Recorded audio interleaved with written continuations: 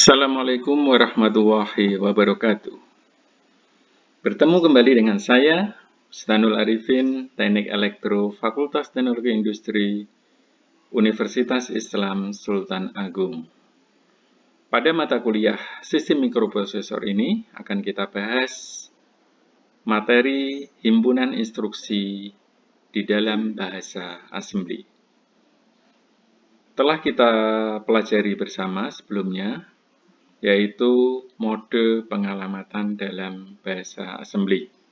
Mode pengalamatan ini menjadi dasar untuk belajar himpunan instruksi dalam bahasa assembly.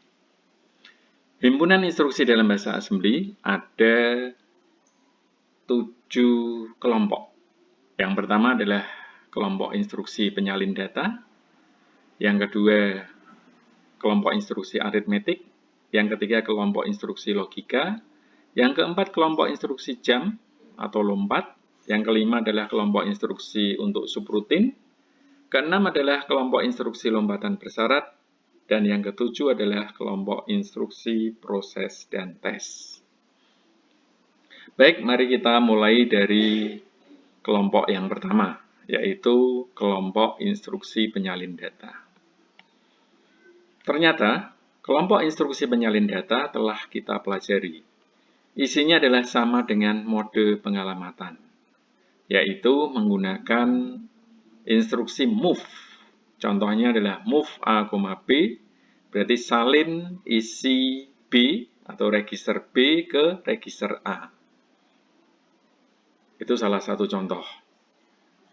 Anda masih ingat itu masuk mode pengalamatan apa? Ya, silakan dibuka kembali slide atau video mode pengalamatan. Seperti saya sampaikan tadi bahwa mode pengalamatan menjadi dasar untuk belajar himpunan instruksi dalam bahasa assembly. Langsung lompat ke kelompok yang kedua, yaitu kelompok instruksi aritmetik.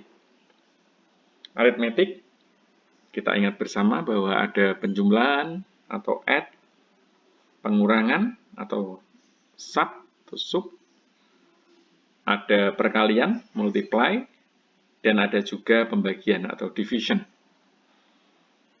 Anda tinggal mengingat bahasa Inggrisnya. Add itu apa, sub itu apa, mul itu apa, dan yang lain-lain. Terus kita ingat kembali mode pengalamatan. Contohnya seperti ini, add A, R0. Ini mempunyai arti bahwa jumlahkan R0 ini adalah apa? Ini adalah mode pengalamatan register. Berarti di dalam register 0 ada suatu data, Anda jumlahkan ke akumulator. R0, isi R0 dijumlahkan dengan isi akumulator. Hasilnya diletakkan di mana? Hasilnya diletakkan di akumulator. Contoh yang kedua adalah add A, crash 23H. Ingat, di sini ada crash atau tanda pagar, berarti ini masuk ke mode pengalamatan segera. 23 ini bukan alamat, tetapi adalah suatu konstanta, suatu bilangan. Bilangan 23 dijumlahkan dengan isi akumulator. Hasilnya nanti disimpan di akumulator. Begitu juga dengan instruksi sub, ya, sama, multiply, mul AB berarti B dikalikan A, div AB, B dibagi A, dec, singkatan dari decrement, INC, increment, decrement adalah pengurangan dengan 1, kurangi 1, increment, tambah dengan 1. Decimal adjust untuk membalik antara nibel yang atas dengan nibel yang bawah. Nibel adalah 4 bit atau setengah byte. Untuk C, ada add C, ini menunjukkan bahwa menggunakan cherry atau hutang. Nah, ini silakan Anda pelajari lebih lanjut atau ingat kembali di mata kuliah teknik digital. Dekremen A mengandung arti isi akumulator dikurangi 1. Dekremen RI, I ini adalah R0 sama dengan R7, berarti isi R0, contohnya ya, dek R0, R0 dikurangi 1. Misalnya ada dek crash 50H, ini pengelamatan segera, berarti 50, maksud saya 50H dikurangi dengan 1. 50H dikurangi 1 adalah 4FH. Ingat, ini bukan 50, tetapi 50H heksa. Ya. Kalau 50 desimal dikurangi 1, 49. Tetapi kalau 50H dikurangi 1 adalah 4FH. Begitu juga dengan yang lain. Jadi begitu Anda paham dengan mode pengelamatan, untuk himpunan instruksi ini akan bisa Anda mengerti dengan mudah. Instruksi INC atau increment DPTR berarti menambah dengan 1 data pointer. Selanjutnya kelompok instruksi logika, hampir sama juga. ANL adalah ENCAN, ORL ORCAN, XRL ORCAN. Nah, ini sama operannya ya. Dengan A, byte-nya berapa? Gitu. Silakan Anda ENCAN, ORCAN atau XORCAN. Yang keempat adalah kelompok instruksi jam. Microcontroller MCS51 mempunyai 3 macam instruksi jam, yaitu long jam, absolute jam, dan short jam. Bedanya apa? Ya, sesuai namanya. Long jam berarti melompat dengan alamat yang sangat jauh dari alamat asal. Short jam alamat yang dekat. Absolute jam dengan alamat yang absolut, yang tetap. Untuk yang kelima, kelompok instruksi untuk subrutin. Contohnya adalah instruksi a call, dipakai untuk memanggil program subrutin dalam daerah memori program, 2 kilobyte yang sama. Sedangkan lcall berarti ini long call, setara dengan instruksi ljam. Jadi ini memanggil subrutin.